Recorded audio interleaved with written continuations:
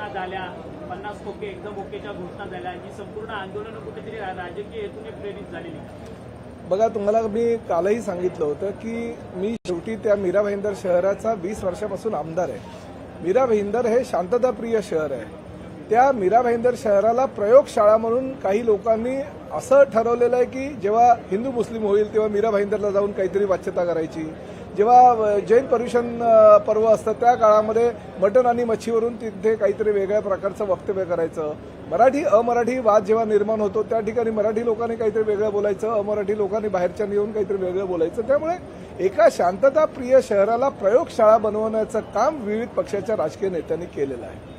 परवाच्या दिवशी झालेला जो हिंदी भाषिक जे आमचे व्यापारी होते त्यामध्ये मराठी भाषिक सुद्धा व्यापारी होते, त्यांनी मोर्चा काढला होता. पोलिसांनी त्यांना परवानगी दिली नाही, परंतु परवानगी न देता त्यांनी जो मोर्चा काढला तो अडवला सुद्धा नाही, परंतु नंतर त्यांच्यावर गुन्हे दाखल केले. मराठी एकीकरण समितीची मीरा भाईंदरला राजकीय नव्हे तर सांस्कृतिक क्षेत्रामध्ये मराठीचा झेंडा उंचावण्यासाठी सातत्यानं काम करते. त्या संस्थेनं म्हणजे मराठी एकीकरण समितीने तो मोर्चाचं आयोजन केलं होतं, परंतु त्यांना बाजूला सारून मनसे आणि उबाटाच्या लोकांनी किंवा राष्ट्रवादी काँग्रेस जे काल त्यांच्याबरोबर मंचावर होते त्या लोकांनी तो मोर्चा हायजॅक केला आणि त्यामुळे त्या मोर्चाचं रूपांतर राजकीय पक्षाच्या एका सभेमध्ये किंवा मोर्चामध्ये झालं. मला परवा रात्रीपासून जेव्हा फोन यायला लागले आमच्या कार्यकर्त्यांना, मनसेच्या काही मराठी एकीकरण समितीच्या कार्यकर्त्यांना पोलिसांनी धरपकड चालू केली. खरं तर मोर्चा शांतताप्रिय मार्गाने होऊ द्यायचा होता. जसा व्यापाऱ्यांचा मोर्चा झाला तसाच हाही मोर्चा झाला असता, शांततेने मोर्चा पूर्ण झाला असता. परंतु पोलिसांनी राजकीय काही एखाद्या व्यक्तीला किंवा एखाद्या पक्षाला फायदा व्हावा ह्या दृष्टिकोनातनं त्या कार्यकर्त्यांची धरपकड चालू केली. रात्री 3 वाजता 4 वाजता काही कार्यकर्त्यांना आणून पोलीस स्टेशनला बसवलं. काही आमचे जे पदाधिकारी होते त्या पदाधिकाऱ्यांना तडीपारीपासून अशा वेगवेगळ्या नोटिसेस काढल्या. त्यामुळे शहरातलं वातावरण कलुषित झालं. जे त्या मोर्चामध्ये सहभागी होणार नव्हते ते लोक सुद्धा बोलायला लागले की अरे मराठी माणसांसाठी हा मोर्चा आहे आणि पोलीस अशी गुंडेगिरी करतात, व्यापाऱ्यांना एक नाही आणि ह्या मराठी लोकांच्या मोर्चाला एक नाही, असं परिस्थिती निर्माण झाली आहे. त्यामुळे पोलिसांनी कुठेतरी चुकीच्या पद्धतीने हे प्रकरण हाताळलं. जे प्रकाश गायकवाड म्हणून त्या ठिकाणी डीसीपी आहेत त्यांनी जर योग्य प्रकारे हे प्रकरण हाताळलं असतं तरी ही परिस्थिती कालची जी निर्माण शहरामध्ये झाली होती ती झाली नसती. दुसरं त्यांनी काय केलं की ज्या व्यापाऱ्यांनी मोर्चा काढला होता ह्या मोर्चेकरांना खुश करण्याकरता किंवा मनसे किंवा उभाट्याच्या लोकांना खुश करण्याकरता त्या व्यापाऱ्यांकडे माफीनामा लिहून घेतला आणि तो त्यांना सांगितला बघा आता ते माफी मागायला तयार आहेत आणि त्यामुळे तरी त्यांचं समाधान न झाल्याने त्याने मोर्चा काढला. आणि मी या ठिकाणी स्पष्टपणे सांगितलं होतं मी त्या शहराचा आमदार आहे, मी पहिलं मराठी आहे, नंतर आमदार आणि मंत्री आहे, त्यामुळे त्या मोर्चामध्ये सहभागी होणं मराठी म्हणून मी माझं कर्तव्य समजतो. मी त्या ठिकाणी गेल्यानंतर पहिलं एका पोलीस स्टेशनला गेलो, मराठी एकीकरण समितीच्या कार्यकर्त्यांची पोलिसांना विनंती करून सोडवणूक केली.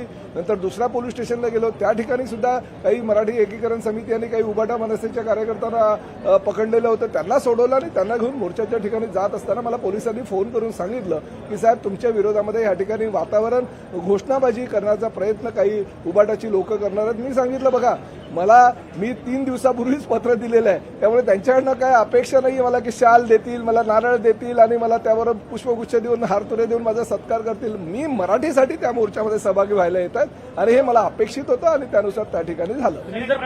पोलिसांची चुकी झाली म्हणताय तर पोलिसांवर कारवाई होणार.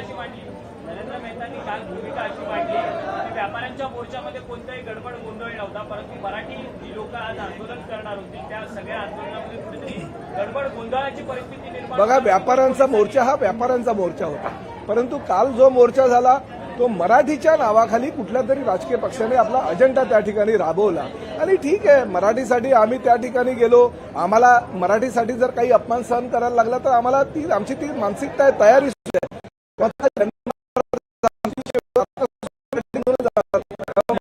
जर जायचं असेल तर काही चुकीचं नाहीये. मला ही बघा त्यांची ती भूमिका वैयक्तिक असू शकते, त्याबद्दल मला काही विषय बोलायचं नाहीये, परंतु एक गोष्ट मात्र नक्की मराठीसाठी आम्ही जगतोय आणि मराठीसाठी भविष्यामध्ये आम्ही जगणार आणि मराठी माणसाला सर्वसामान्य मराठी माणसाला न्याय मिळवून देण्यासाठी प्रताप सरनाईक हा नेहमीच प्रयत्नशील असेल. परंतु कालचा मोर्चा मराठीवरनं कुठल्या तरी राजकीय पक्षाचा अजेंडा बनलेला होता हे मात्र खरं आहे. पोलिसांची चुकी झाली तर या अशा प्रकारच्या पोलिसांची नाही, मी काल सकाळपासून सांगतोय काल मी माननीय मुख्यमंत्र्यांना 11 वाजता भेटलो आणि त्यांना स्पष्टपणे सांगितलं की या ठिकाणी जो प्रकार पोलिसांनी केलेला आहे, डीसीपी प्रकाश गायकवाड यांनी अशा पद्धतीनं एकतर व्यापाऱ्यांकडनं माफीनामा लिहून घेतला, नंतर मोर्चाला परवानगी नाकारली आणि धरपकड केली कार्यकर्त्यांची. असं होता कामा नये. शहरातलं वातावरण अधिवेशनाच्या तोंडावर जर बिघडवण्याचा प्रयत्न पोलिसांचे काही अधिकारी करत असतील तर त्यांच्यावर कारवाई व्हायला पाहिजे. उद्या चित्र असं होतं की महायुतीचं सरकार आमचं आहे आणि महायुतीचं सरकार काय याला पाठिंबा देतंय की काय, असं चित्र शहरामध्ये निर्माण होतं. त्यामुळे मंत्री म्हणून मी त्या ठिकाणी जाणं मी माझं कर्तव्य समजत होतो. धन्यवाद.